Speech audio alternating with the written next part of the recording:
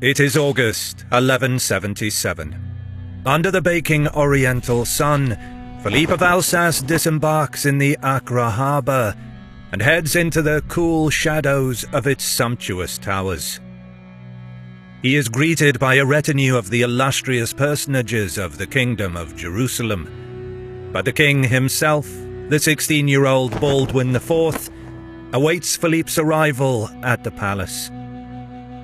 Just offshore, anchored on the sparkling blue of the Mediterranean, an armada of over 150 galleys of the East Roman Empire are ready to carry Philippe's men and the army of Jerusalem to retake Egypt. The warriors of the cross whisper their prayers and prepare to march. Across the horizon, a shadow stirs. Their greatest foe gathers. Saladin.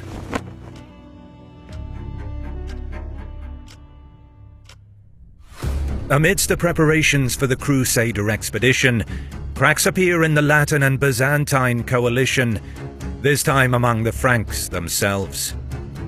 While Manuel Comnenos's unimaginably expensive navy lies off the coast, awaiting allies to embark on the greatest campaign in Christendom since the First Crusade, Philippe squabbles with Balwadin over regency and marriages.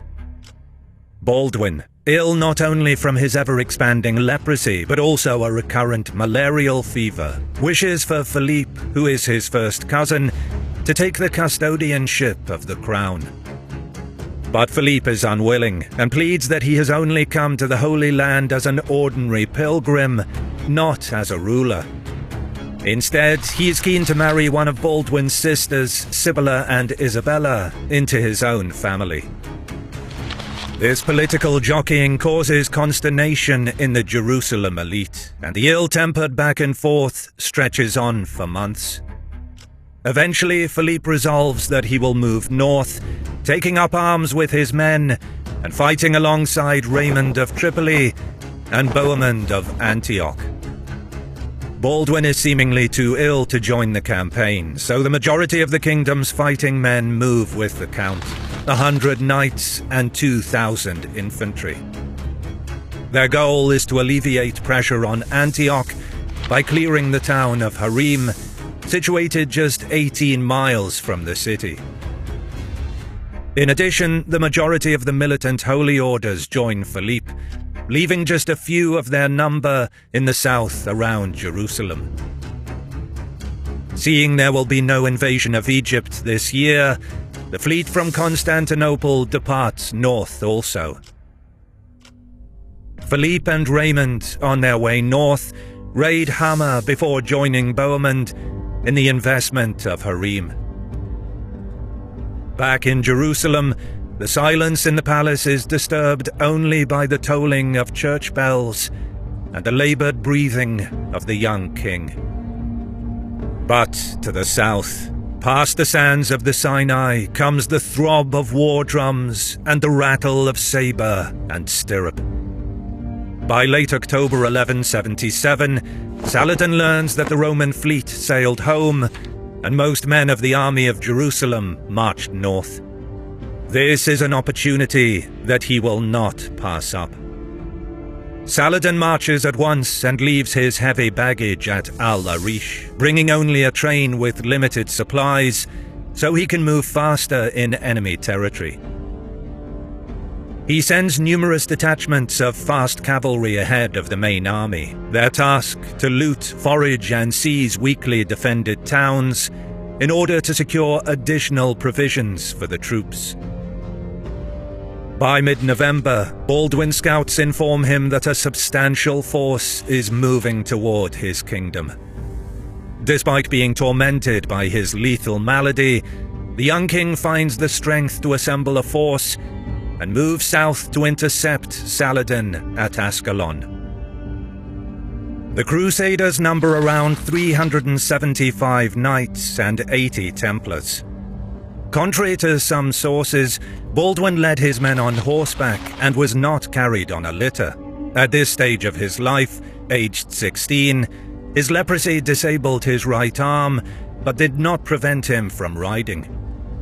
Being effectively one-handed, he received special riding lessons to learn how to control his mount in battle, using only his knees. Great men of the realm ride with their king. Balwadin of Ibelin and his older brother Balwadin II of Ramla, Reginald Grenier and Jocelyn III of Edessa, as well as the famous Reynaud of Chatillon, the Lord of Outre-Jourdain, who at this time is certain to become regent in the event that Balwadin becomes fully incapacitated. Grand Master of the Templars, Odo of Saint-Amand, splits off with the Templars to guard Gaza. The total size of Saladin's army is up to 26,000 men, vastly outnumbering the Crusaders, though much of this force is dispersed to raid and cause disruption within enemy territory, under the command of Ivelinus, a converted Armenian, while Saladin leads the main body of the army, numbering somewhere between 10 and 15,000 troops. The Ayyubid army is comprised mostly of light cavalry, but includes a contingent of elite Mamluk bodyguard and well-trained Egyptian troops, as well as more veterans and auxiliaries from Syria. Meanwhile, the Crusader host arrives at Ascalon. Along their way to the city, they had already encountered towns pillaged by the Ayyubid raiding detachments, which have by now penetrated deep into the kingdom. But Balwadin knows that the main enemy force is yet to come. The king sends out a call to arms for all able-bodied Christians to come to his banner in this moment of utmost peril for the realm. By November 22nd or 23rd, the vanguard of Saladin's main host is sighted. With the weak winter sun reaching its premature zenith, the two monarchs come within sight of each other. Saladin, the Muslim sultan, astride his mount, cape and turban tapering in the cold wind. On the battlements, between the crenellations of its walls, the teenage king looks back, his mail burnished and the blood image of the cross emblazoned on his tunic. Balwadin waves his gloved hands, and the signal indicates that Jerusalem will march out to meet the enemy. He and his knights deploy in front of the walls of Ascalon, perhaps not anticipating the large army they are about to encounter. As they form up, the 375 Frankish knights and some 1,000 infantry levied from the city can only watch as Saladin's army comes into view. Their numbers grow until there is an unbroken line on the horizon. This army has come to destroy them all. Facing the Ayyubid force that's at least 10 times their number, the Crusaders withdraw back into the city. Saladin orders his vanguard to surround Balwadin at Ascalon and leaves another detachment to besiege Odo at Gaza. Having left his heavy baggage at Al-Arish to improve mobility, the Ayyubid army cannot linger for long in one place. The Sultan moves on with the bulk of his army, following the main road towards Ibelin, where there is a bridge across the Sorek River, a formidable obstacle during medieval times. His forward raiding detachments have already taken the key bridge over the Ayalon River north of Ramla, another significant obstacle for any army passing through the area. Now nothing remains between him and Jerusalem, save for several garrisons. Saladin's first encounter with Balwadin went in his favor. He organized scout patrols to screen the rear of his column just in case, but he likely did not regard the small force under the 16-year-old king to be a threat. But Saladin had underestimated his young opponent. Thinking that Jerusalem itself is in danger, Balwadin relays an urgent message to Odo to break out of Gaza, which the Grand Master successfully does, together with 80 Templars, and dashes north to meet with the king. At Ascalon, Balwadin leads a surprise sortie of his own, breaking the Ayyubid blocking force. By this time, news of Saladin's march reaches Jerusalem. Widespread panic erupts in the city, and many take shelter in the Tower of David. The populace fears that soon the cross over the Temple Mount will be cast down, and a new dawn will break over the faithful everywhere. Back at Ascalon, Balduin gathers the 450 knights, and with additional 1,000 infantry collected in Ascalon, he proceeds to follow Saladin. Further afield, many of the Christian fighters who answered the king's call to arms were intercepted by Saladin's roaming detachments over the past few days. But around 2,000 made it through, joining the king in the vicinity of Ibelin. The king's army now numbers around 3,000 men, but he is still outnumbered between 3 and 5 to 1 by the main Ayyubid force at Ramla.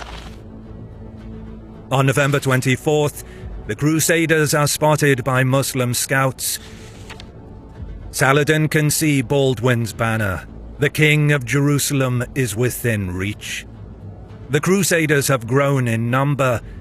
Intercepting them now is the right move. The Sultan decides to force a battle before the boy king can recruit more troops. But then, the Crusader column suddenly changes course. It appears they are trying to bypass Ramla, not wanting to face the much larger Muslim host. The Crusaders march hastily along what seems to be a deserted path. It is anything but deserted. In fact, this territory belongs to Balduin II of Ramla and his brother Balwadin of Ibelin, who know the lay of the land. This path is unknown to the Muslims, but the two brothers know it very well. It leads across the Giza stream and past the small town of Montgazard. They know that in November, the overflowing stream soaks the ploughed fields to its north, making the area muddy and marsh-like. If Saladin goes after them into this difficult terrain, he will be vulnerable despite his numerical superiority.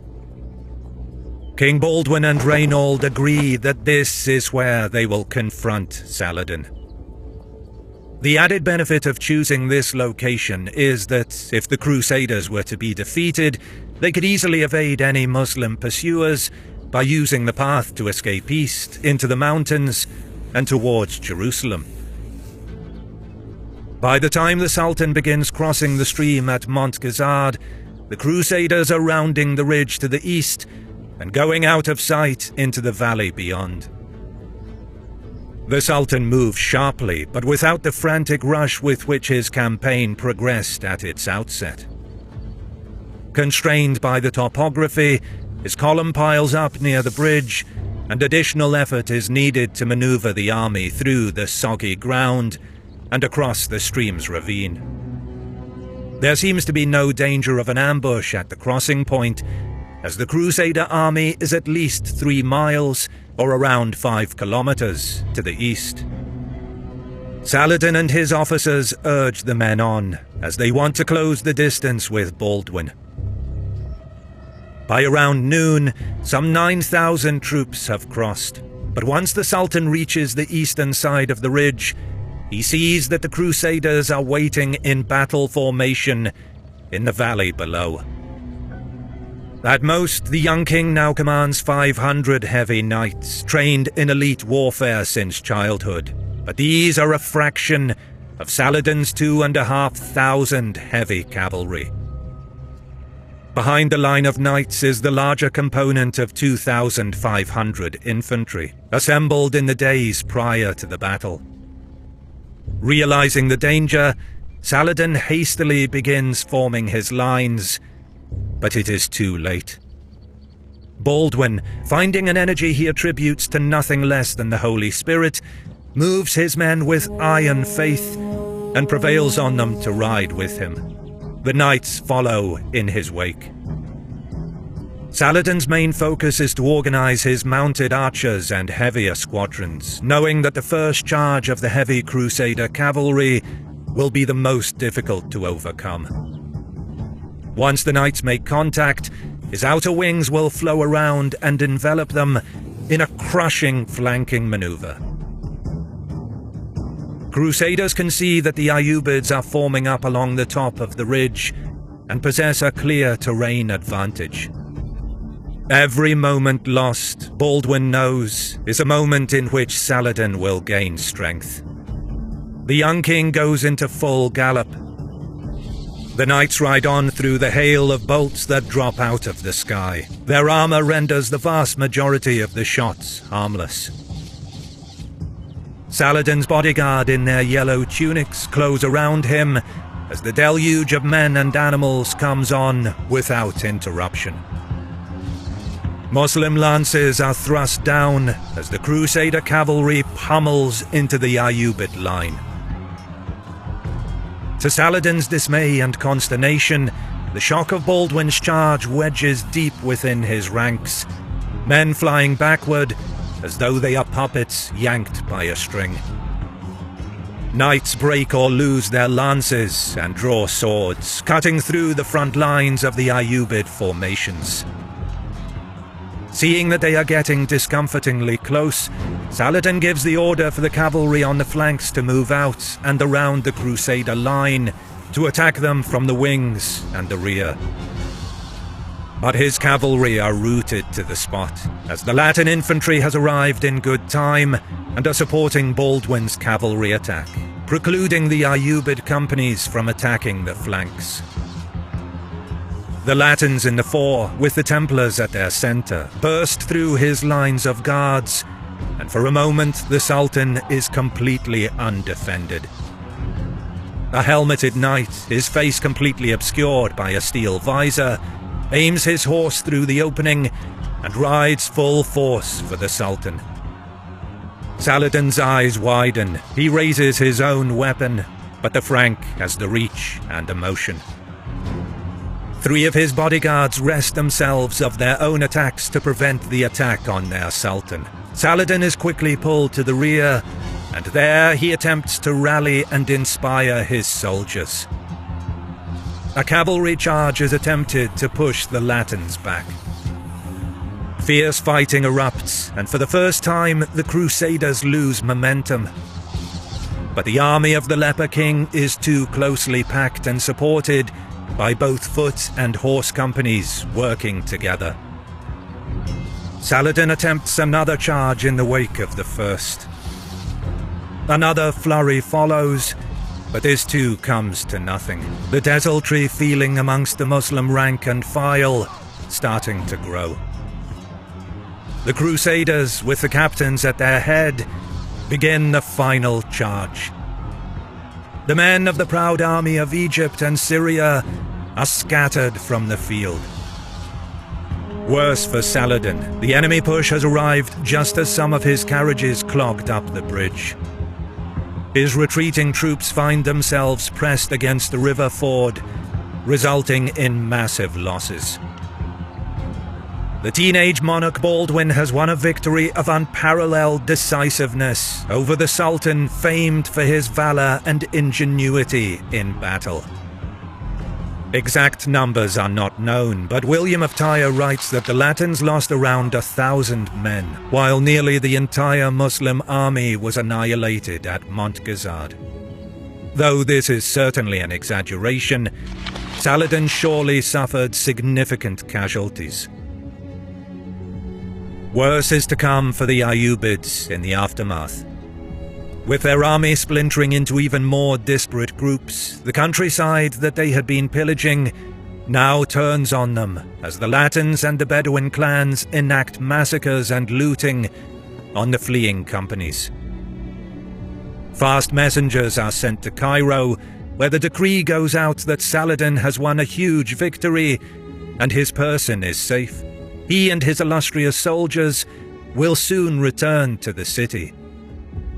Shrewd councillors in the citadel realize the code of these words and discern that a terrible calamity has befallen the Sultan. Saladin does eventually arrive back, having dodged the ambushes and murderous pursuers, and he begins a process of reasserting his power and rebuilding his army. The invasion has been a disaster, but it is not the end for him. Saladin's will and ambition are such that this is only the beginning. Meanwhile, Baldwin commissions a new monastery to be built on the site of his great victory, and in him, Christendom has found a new, unlikely champion. Observers and chroniclers wait with trepidatious excitement to see what fate has in store for both of these extraordinary men. If you like what you see, consider supporting my work on Patreon, and you get ad-free early access to my videos for as little as $1. You can also show your support by liking the video, commenting, and subscribing to my channel as a sacrifice to the algorithm. As always, I'll see you in the next one.